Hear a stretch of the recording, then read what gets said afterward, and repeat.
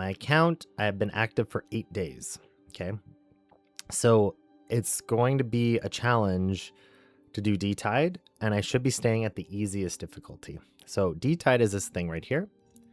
And the easiest difficulty when I collect it is the first choice, which is called Alert 1. Now, the other part that this scales is that Wave 1 is easier than Wave 2, then Wave 3, and we slowly get harder and harder until Wave 5. Okay, so what our strategy is that our weakest team goes here on Wave 1. The team we're going to borrow a unit on goes on Wave 5. And then the other strategy that people do is that in the middle here, we put on our poison team. So I'm going to actually play that one first, just to show you the poison team. And then the last two, we kind of just pick the best for the level. We just kind of maybe either guess, or we already know what the bosses are like and who might be played best against them. I do know that. I'll play it for this one.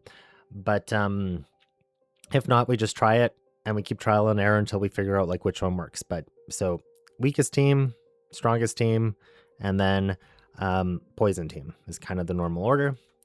Now, Alert 1, okay, is account level 44, and I'm 42, so we'll see how it goes. It also is this week where it is, or this DTide where it is purple rings, which means that all the purple units get their portrait. I'll show you that in a second.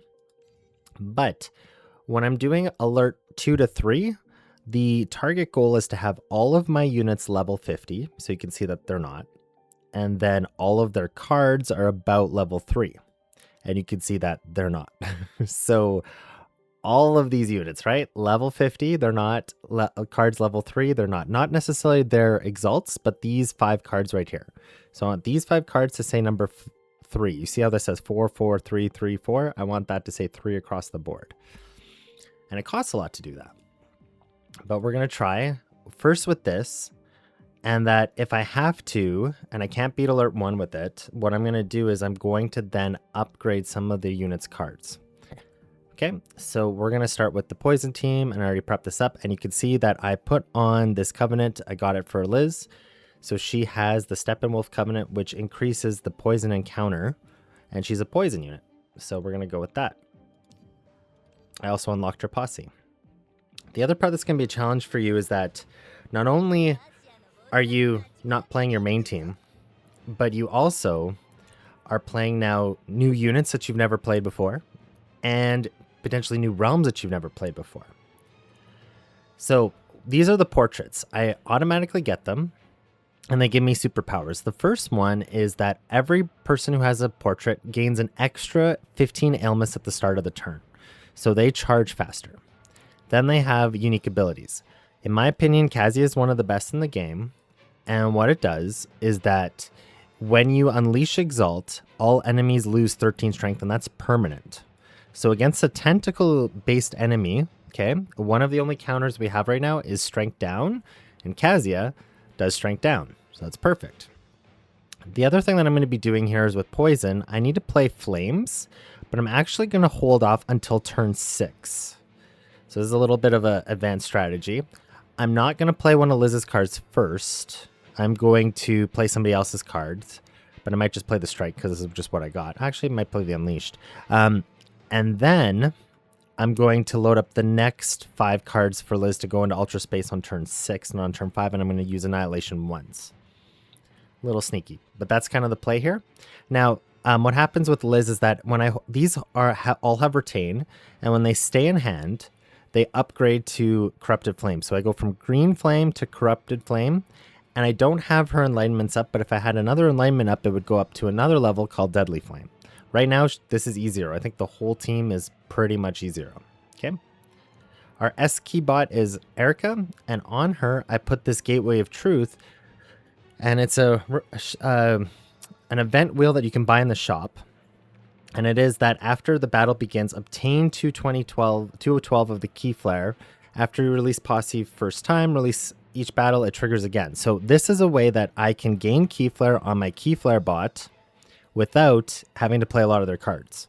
That was the reason I put that on Erica. Okay, this card here, if I play another card, it should transform into its other version. So I'll play Strike first. And you see it changes over. So now I gain 3 temporary alert whenever I play this. And I don't have... Oh, so another... when I play that card, if I had another Enlighten on her, I get a card back. I just realized I don't get a card back. Oh man, this is going to be so much harder than I was expecting. All right. And this is a great card, but I'm not going to play it right now. I actually don't want to play these cards, so I'm just going to end with 4 Arithmetica in my hand. So this might be a case where I might have to restart to get a better starting hand, because that kind of hurt me a little bit. Okay, with this one, I'm going to play a Flame now. And I'm actually trying not to kill him right away. So I might, because I'm actually a lot stronger than I thought I was going to be, I might actually only go up to the 5th turn, because that took way too much of his health.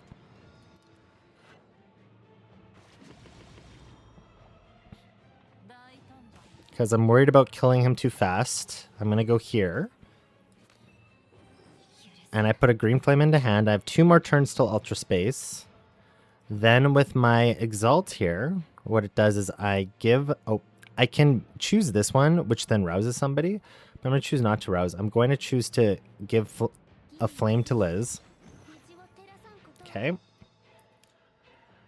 And then this one, discard symptom mistake cards from your hand, shuffle all other cards into your hand in the draw pile, then draw the same number of cards. So it shuffles them all in. It doesn't go straight to the top, but it gives them 10. I'm going to hope I get back in 2 turns all those flames that I just put in. We'll see what happens. I did get the flames back. Good. And this is an X card. I like to use it at the end because now I don't have any arithmetic that I have to worry about. So I'm going to go here. And what is her ability says? After playing 3 command cards within 1 turn, Erica gains 2 Arithmetica and doubles the strength and alert bonuses of Electromagnetic Blast in this turn. Cool. I'm going to hold on to all these cards. I only want to load them up into Ultra Space.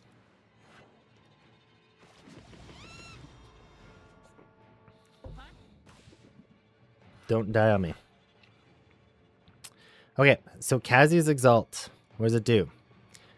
For each card, okay, deal damage, increase, draw 3 cards. I'm just going to draw 3 cards. I'm not going to throw it. So I'm going to deal damage to all enemies, draw 3 cards. For each command card's drawn, deal 105 damage to a random enemy, increase the Kazia's base damage by 3%. That's going to get him really close to death. I don't know if I like that. But I want the strength down. So I want you to show you. So he's doing 72 hits with his tentacle slaps. I'm going to make another baby with Agrippa's card before I don't notice that. I'm prepping her Exalt for the Ultra turn, but I'm going to show you what this does because I have her portrait. Now his strength down is 6, so it went from 72 damage to 54 damage that he's doing to me. Okay, I'm going to hold on to all these cards, and we'll just click enter. He's going to be really close to death.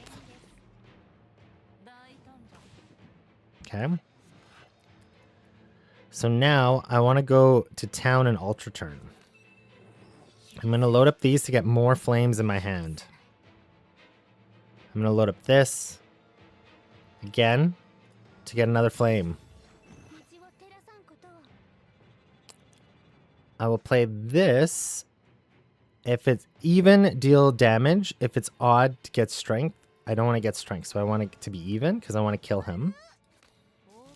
And I want to show you the power of Liz. Okay, so now he's immune to damage. Okay, so why would I do that and then make him immune to damage? Well, we'll show you. Liz has an ability called Pierce. What it does is it goes through this type of damage. So this is how you play against Tulu, especially with Liz. We get him here. We're going to Exalt Erica. And what she does... Oh, he's immune to vulnerable at this point. I should have done that beforehand. That was a mistake. That's fine. He could have been vulnerable and I could have done more damage. I'm going to leave this alone for now, as I don't know how much Liz is going to do, but watch, he's invulnerable. He's invulnerable right now. But we still can pierce through him with Liz. Okay.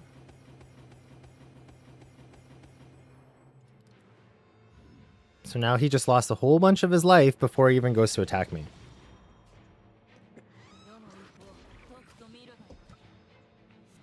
Now all I have to really do is survive a few more turns before he's all dead. So we're going to use Kazi again. 140 damage.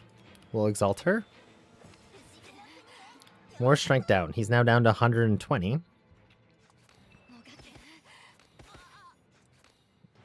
Okay. And I still have this to heal. I have this. We're good. We're doing almost 4,000 damage to him.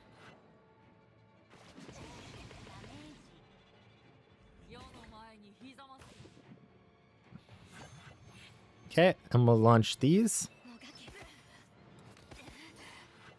And there you go.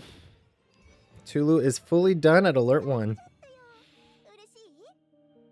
Okay, and there's the team just to see. I'll talk about the wheels a bit. So for the wheels, Erica needs this wheel so that Liz can create a lot of flames. You saw me create a whole bunch of flames in hand. This wheel helps Agrippa do poison. I didn't really need to rely on it too much, but it's there. She's also a poison damage dealer. This wheel helps Kazia gain Arithmetica if I play her strike. And then this wheel helps if I play Liz's strike. It does like a temporary strike down of the boss. But this is the big one where it's damage amplification, but it also increases the base damage of the wielder's cards. So all of Liz's flames that I just launched, their initial damage is increased by 34%. And there's a chance that I get some of her cards randomly put into my hand at the beginning of turn. So I can generate more flames that I can hold. But also it's damage amplification, which helps a unit that is either poison or counter. So this is all in total really great for Liz. And you just saw, there we go. There's the Liz team. And you can see what the covenants are, right? I have an Esky-bot, 2 death res, and 1 wheel that's kind of unique for my damage dealer.